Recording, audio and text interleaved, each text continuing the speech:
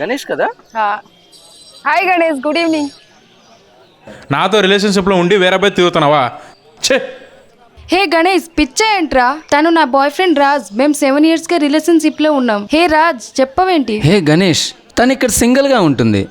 నేను బెంగళూరులో జాబ్ చేస్తున్నాను. తనకు నేనే చెప్పాను బ్రో, ఎవరైనా బక్రా ఉంటే చూడమని చెప్పి, తనకి హెల్పింగ్గా ఉంటుందని చెప్పి. నా విషయం కూడా చెప్పొద్దన్నాను బ్రో. ఈ రోజుల్లో ఎవరైనా బ్రదర్ రిలేషన్షిప్ మెయింటైన్ చేయమంటే అంత ఇంట్రెస్ట్ ఎవరైనా చూపిస్తారా? అంత డెడికేషన్ కూడా చూపించరు. అదే ఫ్రెండ్షిప్ రిలేషన్షిప్లో ఫుల్లీ డెడికేషన్తో అన్ని పనులు చేస్తుంటారు. ఏ టైం అంటే ఆ time, pickup and dropping free. Time కూడా ఇస్తారు బ్రో. సారీ, ఇది చాలా కామన్. ఏంటి ఇప్పుడు అంత సింపుల్గా చెప్పేశావు? మీ అవసరం కోసం నన్ను వాడుకున్నారు కదా. నా జీవితం దేని మీద ఆశపడలేదు. అదే నేను నీ మీద ఆశలు పెంచుకున్నాను. నువ్వు చూపించిందంతా నేను ప్రేమే అనుకున్నాను, కానీ అది నువ్వు ప్రేమ కాదు అంటున్నావు. ఏంటి గణేష్, నీతో చాట్ చేస్తున్నా మాట్లాడుతున్నానని ఇలా అనుకుంటావా? ఎప్పుడైనా నీతో క్లోజ్గా మూవ్ అయ్యానా? లేదు కదా. మరి నువ్వు ఎలా అనుకుంటావు మనం రిలేషన్షిప్లో ఉన్నామని?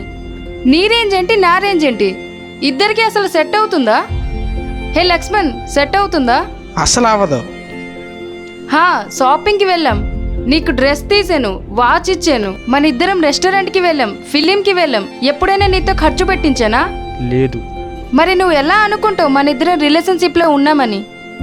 సారీ గణేష్, నీ మనసుకి హర్ట్ చేసి ఉంటే.